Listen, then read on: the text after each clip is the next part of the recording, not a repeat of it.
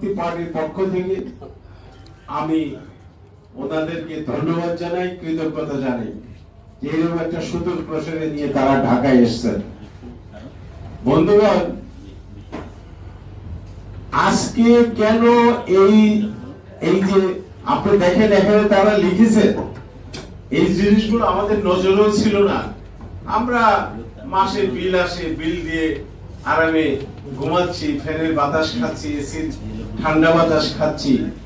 কিন্তু এই যে জিনিসগুলো ওনারা তুলে ধরেছিলেন, অত্যন্ত যৌক্তিক ভাবে তারা তুলে ধরেছে, সঠিক ভাবে এই জিনিসটি জাতির সামনে উপস্থাপন করার চেষ্টা করা হচ্ছে।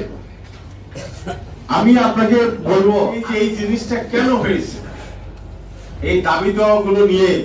যেমন এখানে আছে প্রিপেড মিটার সংযোগ বন্ধ করতে হবে, ডিমান্ড চার্জ ও মিটার ভাড়া বাতিল করতে হবে, স্ল্যাব পদ্ধতির বিল বাতিল করে 0 থেকে 200 ইউনিট পর্যন্ত ফ্ল্যাট পদ্ধতিতে বিল নিতে হবে, রেন্টাল কুইক রেন্টাল সহ বিদেশ থেকে বিদেশি দামে বিদ্যুৎ ক্রয় বন্ধ করতে হবে, চাহিদা অনুসারে বিদ্যুৎ উৎপাদনের প্রয়োজনীয় সক্ষমতা বাড়াতে হবে, পরিবেশ বন্ধ নবায়নযোগ্য জ্বালানি ও বিদ্যুৎ উৎপাদনে অধিক মনোযোগী হতে হবে, গ্রাহকদের হয়রানি বন্ধ করতে হবে, এই পর্যন্ত দায়েরকৃত সকল মিথ্যা মামলা প্রত্যাহার করতে হবে, নিরবিচ্ছিন্ন বিদ্যুৎ সরবরাহ নিশ্চিত করতে হবে।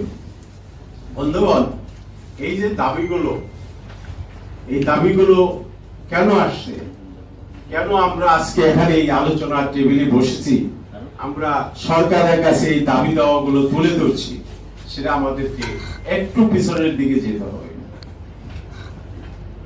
গত ফ্যাসিস্ট আমলে, খুনি হাসিনার সরকারের আমলে আপনারা জানেন এই যে ভারতের সঙ্গে, প্রতিবেশী দেশ ভারতের সঙ্গে যে বিদ্যুৎ চুক্তি হলো আদানির সঙ্গে, সেই আদানির সঙ্গে যখন চুক্তিটি করা হলো, বাংলাদেশ সরকার চুক্তি করার আগের থেকে আমরা রাজপথে ভাসানী অনুসারী পরিষদ, বর্তমান ভাসানী জনশক্তি পার্টি, রাজপথে আমরা লড়াই সংগ্রাম করেছি ভারত থেকে বিদ্যুৎ উৎপাদন, ভারত থেকে বিদ্যুৎ আমদানি না করার জন্য। কেন না করেছি? শুধু বিরোধিতার খাতিরে বিরোধিতা করিনি। ওই চুক্তির মধ্যে এমন কিছু শর্ত ছিল, যে শর্তগুলো আমরা দেখেছি জাতীয় স্বার্থের পরিপন্থী এবং এই দেশের মানুষের উপর একটি চরম জুলুম নির্যাতন নেমে আসবে এই বিদ্যুৎ নিয়ে। আমরা আলু মোহাম্মদ সহ আমরা এই প্রেস ক্লাবের সামনে আমরা রাজপথে এই বিদ্যুৎ, আদানির বিদ্যুৎ বাতিল করার জন্য, বিদ্যুৎ যাতে এখানে না হয়, চুক্তি যাতে আদানির সঙ্গে চুক্তিপত্র করা না হয় তার জন্য করেছি।